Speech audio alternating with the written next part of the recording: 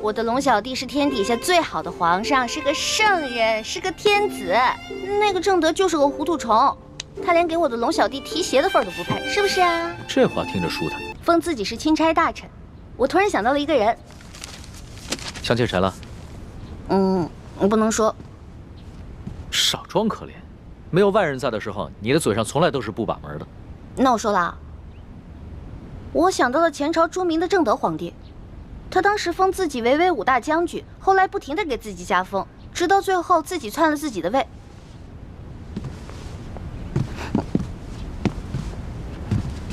你居然拿朕和正德那个昏君比！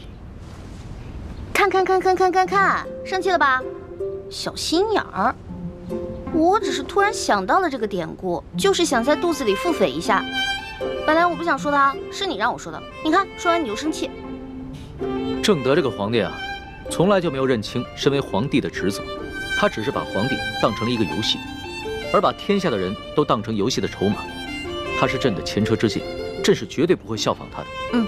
朕写了这道圣旨，只是为了出宫查案方便。是，我的龙小弟是天底下最好的皇上，是个圣人，是个天子。那个正德就是个糊涂虫，他连给我的龙小弟提鞋的份儿都不配，是不是啊？这话听着舒坦。千穿万穿，马屁不穿。哎呀，在这宫里啊，只有你和朕敢这么调笑。本来朕想到书剑命在旦夕，秦要是又不知道被谁给劫走了，朕的心情很是沉重。没想到跟你说笑两句，心情就轻松了下来。好了，有了这道圣旨，又有了这个如朕亲临的金牌，应该足以应付出宫以后的一切状况了。我来帮你保管。那可不行，你连自己都能弄丢了，我可不能把这个圣旨和金牌交给你这大马虎保管。看不起人是不是？在宫里你罩着我，但是出了宫以后，就是我罩着你了。吹，使劲吹啊！大清朝吹牛不上税。给我，给我！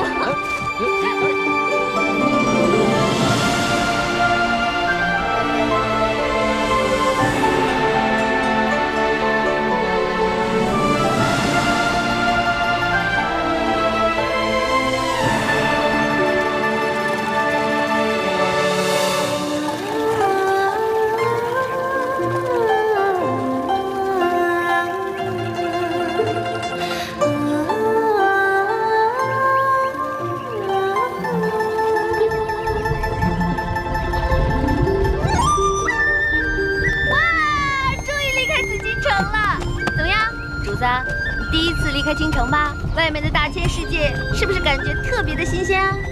那当然了，紫禁城不过就是一个人工雕琢的弹丸之地，哪儿比得上这自然风光、秀丽景色呀？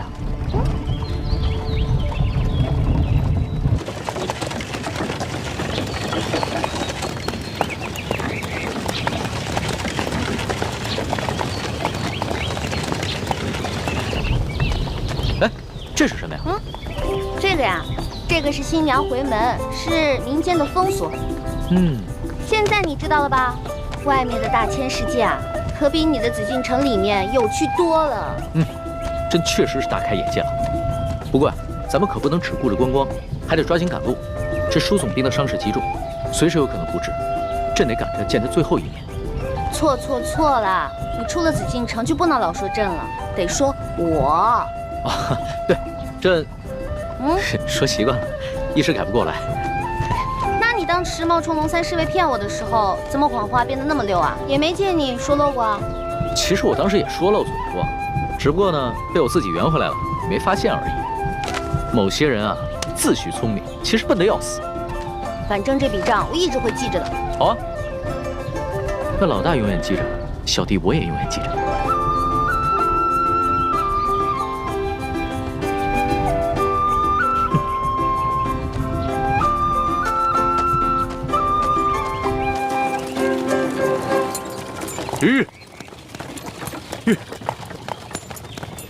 前方路已坍塌，可能需要另辟路径。原来是这样啊！那好，你们2个人分头探查。这。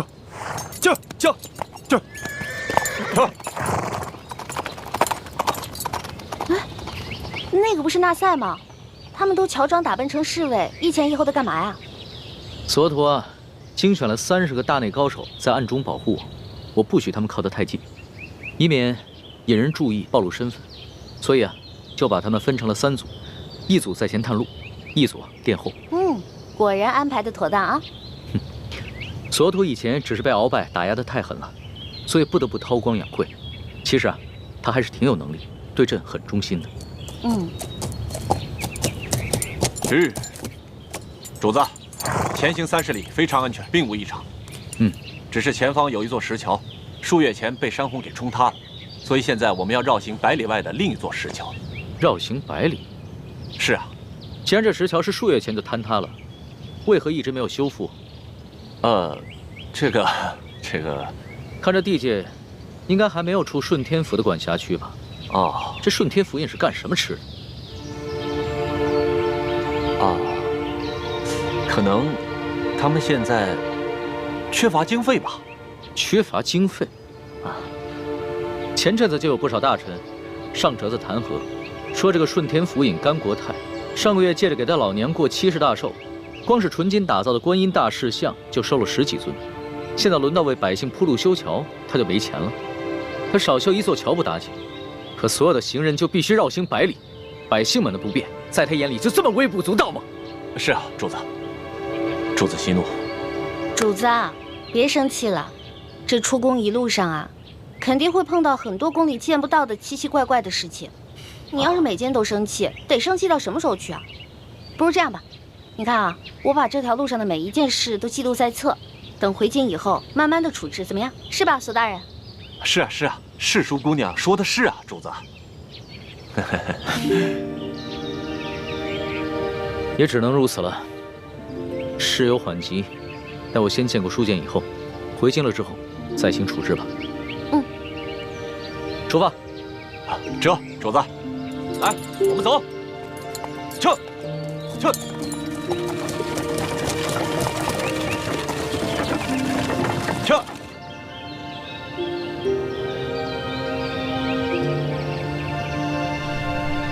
六师傅，有什么急事需要现在商量？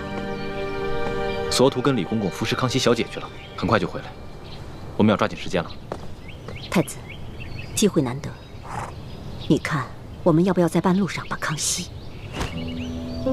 不行。为什么不行？欢，你别忘了你的身份，我们和康熙是势不两立、不共戴天的仇敌。我知道啊，但是你别忘了，索额图现在还带着30个大内高手呢。那30个大内高手，我和太子、倾城3个人足以对付，而你和康熙同乘一车，若是由你出手偷袭的话，索额图他们根本就来不及救火。让我出手？不行，我下不了那个手。你下不了手也得下。朱哥哥，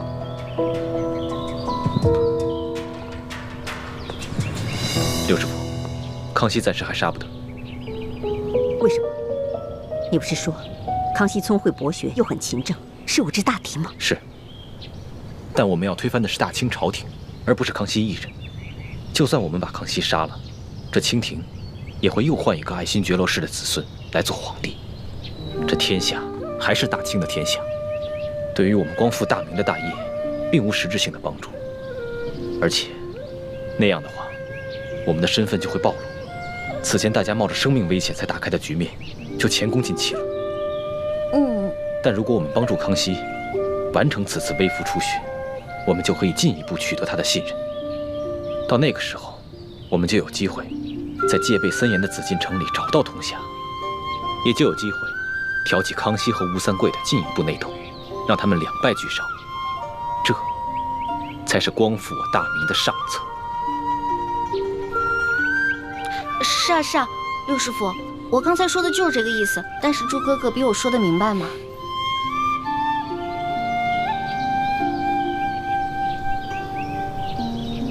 师傅，我也赞成大师兄的策略。只有找到铜匣，取出了宝藏，我们才有实力聚合全天下光复大明的力量，组建一支强大的军队，才能完成大业。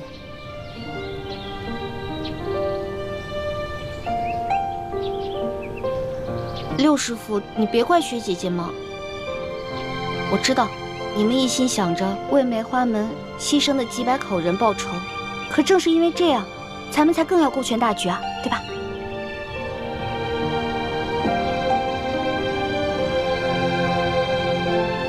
师傅，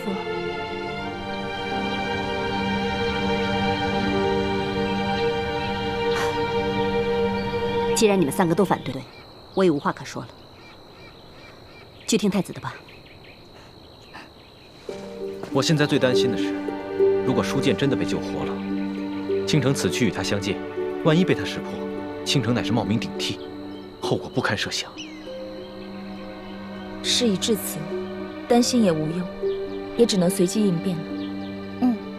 不过我觉得，舒剑受了这么重的伤，未必能瞧出破绽。薛姐姐说的对。哎，朱哥哥，趁着康熙还没回来，你陪我去小河边洗洗手呗。好，走。朱哥哥，快！哇，朱哥哥！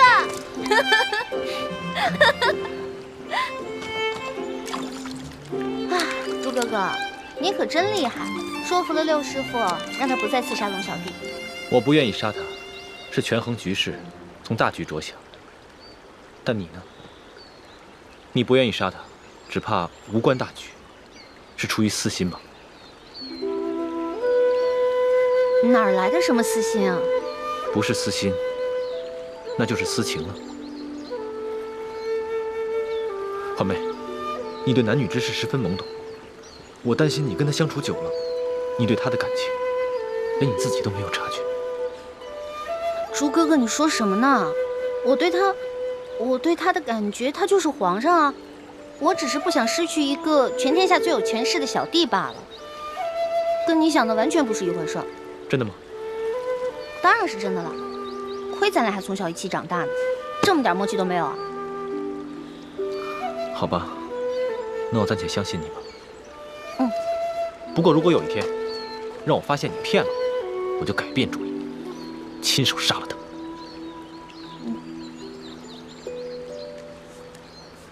朱哥哥，你现在这样的眼神好恐怖啊！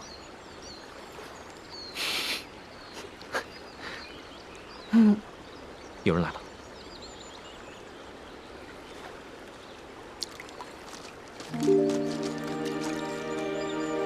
老大，你洗个手怎么洗这么久啊？龙小弟，你过来啊，这儿的水可凉了。别光顾着玩了，舒剑伤得那么重，恐怕撑不了几天了。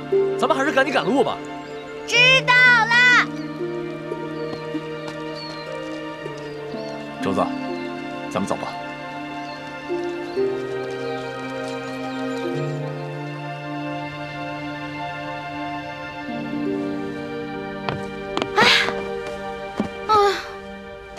累死我了！之前在宫里处处小心，步步为营，都不敢喝我的野山葡萄酒。嘿，酒，来吧。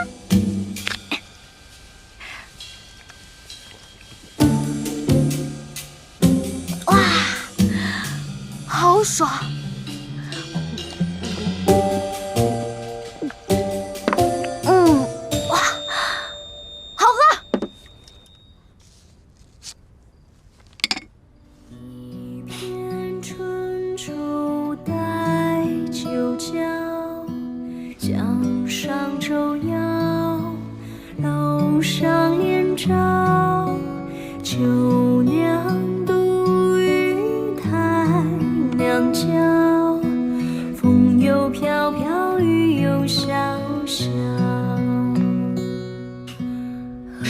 这个丫头一出宫兴致就这么好。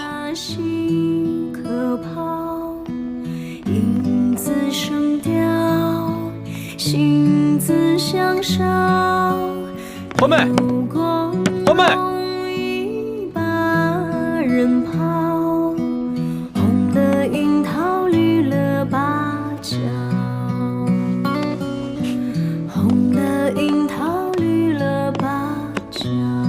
环妹，环妹，开门啊！环妹，热死我了！哇，好热呀！欢妹，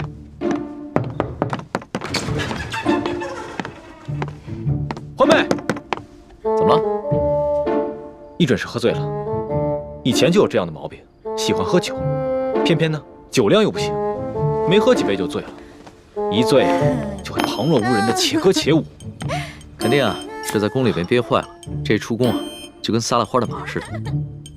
花儿，欢妹，开门啊！花儿，欢妹，花儿，欢妹。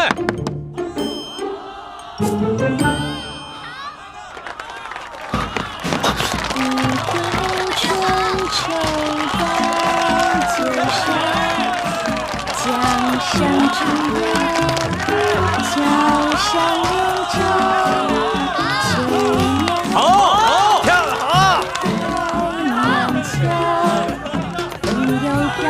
姑娘，你下来唱，这簪子就是你的了。欢妹，快下来！简直是不成体统。花儿，别唱了，快进去。可是我还想唱歌呢。我唱歌好听吗？好听。再来一个。我手上这对坠子就当个天头，如果你能让我兄弟高兴的话，它就是你的了。好，继续唱给你们。好。哎，对了，如果这个耳坠您不喜欢，簪子也不喜欢，这儿还有金镯子哟。下来，姑娘，下来，这个就给你。快把梯子搬过来，快！下来啊！别唱了，快进去，进去。都喜欢听我唱歌，对吧？对。再来一个。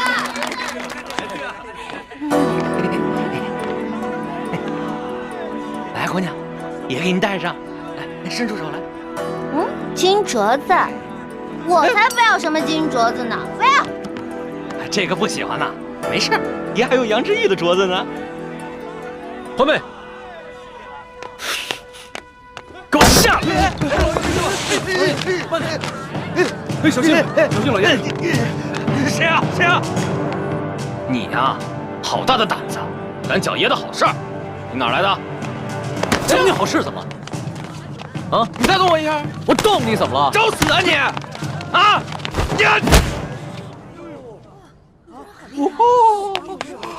主子。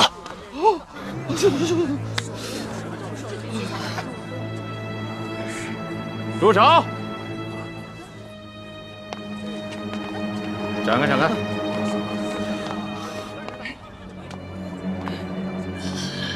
怎么回事啊，老杨？这还是个高手呢。吃瘪了吧？啊？咱们是来办正事儿的，没必要节外生枝，争风吃醋。你看，走吧。啊，此言差矣，兄弟。现在不是争风吃醋的事儿了，是我面子的事儿。我要让他们知道这是谁的地盘，谁才是王法。爷就是王法。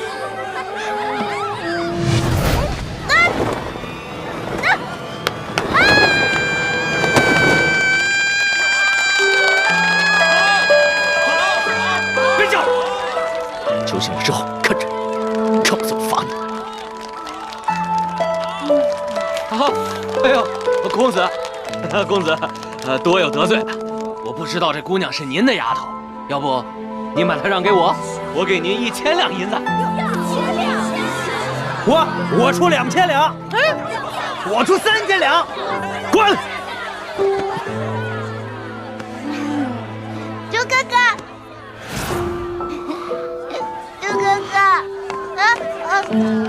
哎，我那塞，咱们走。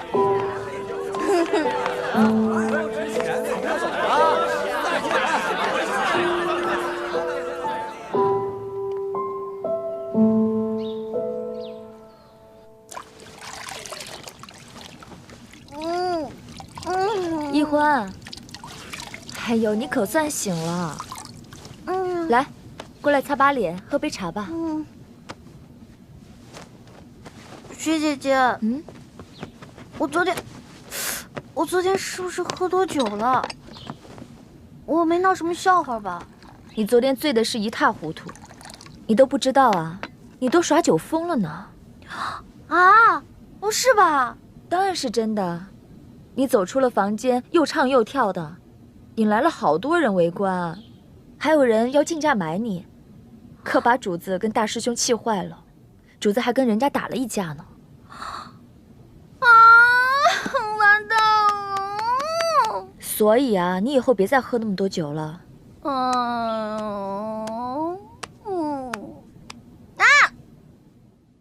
又香又甜的冰糖醋。来一份。就这个精致感。龙小弟，主子。这个喜欢吧？哎，朱哥，您再看看。都不理我找雪姐姐。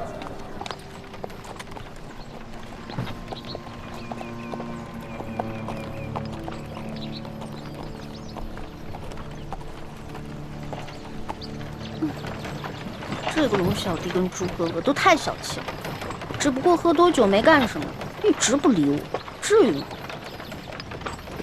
你呀，你还好意思抱怨？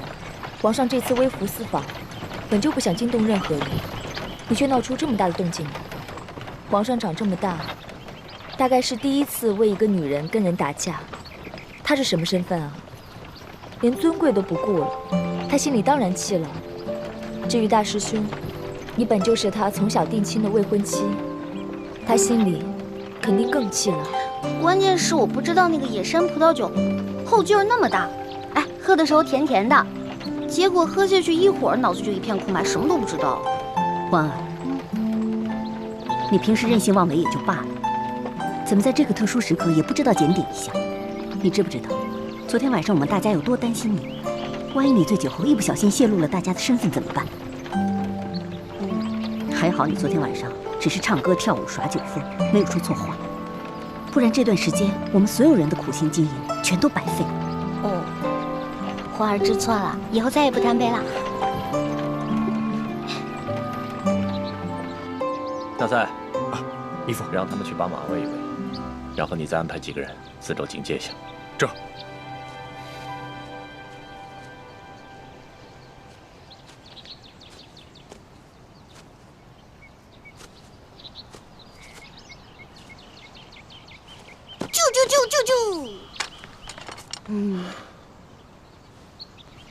你干嘛不理我呀？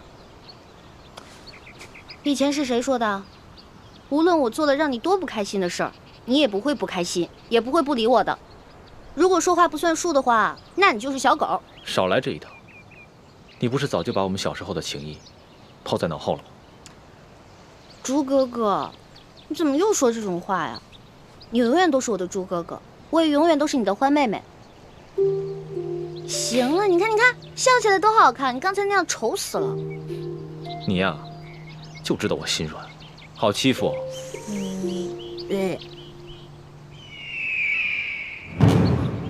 四师傅有急事召唤，但是如果我这个时候离开，势必会引起康熙和索图的怀疑。要不这样吧，我去。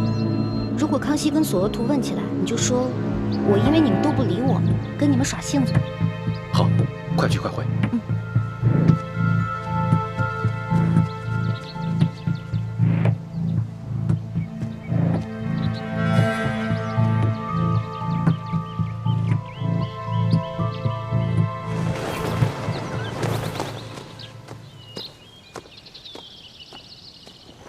野花，四师傅，哎呀，我想死你了！有没有小花啊？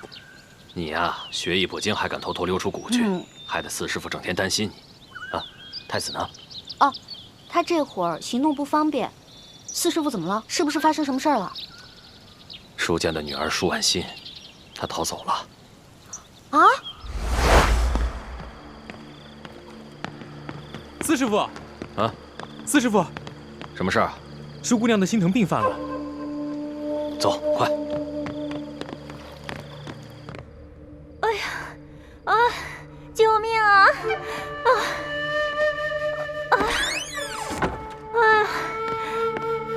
怎么了，舒姑娘？师傅，我的心疼病犯了，求您救救我呀！救救我！心疼病，啊，要紧吗？严重，如果不救我，我会没命的。求您，赶紧找范神医救救我吧。当时你姨父不在谷中，我又不能违反规矩，把谷外的郎中带回谷中，我就只好驾马车，连夜带着舒婉心去谷外找郎中。撤！撤！哎，叶师傅，叶师傅，我肚子疼，让我下去，我要去方便一下。叶师傅，我肚子疼。哎呀，哎呀，谢谢叶师傅。哎呀。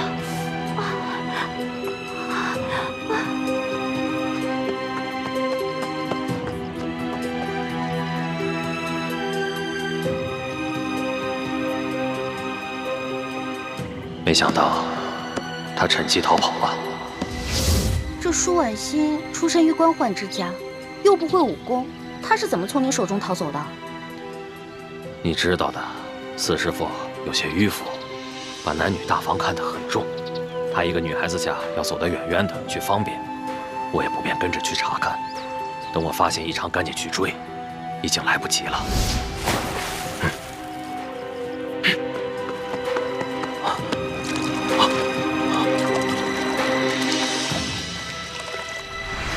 你知道的，你四师傅是旱鸭子，不会游泳。那舒婉心呢？她不会被淹死了吧？她虽然不会武功，但毕竟出身将门，不像普通的官宦人家女子那般娇弱。而且她从小长在江边，水性很好。当初晋王把她交给我看管时，曾把记载着她的背景资料也给过我，可我这还是被她装病时可怜的样子给骗了。没想到她借机会逃跑了。完了完了完了，这下完了。这舒婉心要是去报官的话，那六师傅和雪姐姐全都暴露了。说来也奇怪，这舒婉心逃跑1个月了，官府那边居然毫无动静。舒婉心没报官吗？我们也想不明白她没有报官的原因。但是，她极可能已回山西老家去找她父亲舒剑了。据默生他们传来的消息，舒剑现在伤得很重，但吊着一口气，估计是想见他女儿最后一面。幸好到今天，舒婉心还未曾出现。哎呀，这下可完了！你说这康熙要去见舒剑，这如果舒剑真的跟舒婉心见上了，那咱们全都暴露了。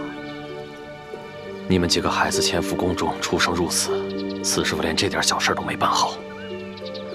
四师傅，您别这样说嘛，事情已经发生了，就别责怪自己了。这样，我先回去把这个情况告诉朱哥哥，还有六师傅，大家一起商量一下对策吧。好，现在呀，你们就想办法拖延时间，让康熙晚点去见舒剑。我这边也抓紧时间去找舒婉心，最好赶在他们父女相见之前把她找到，重新带回明珠谷。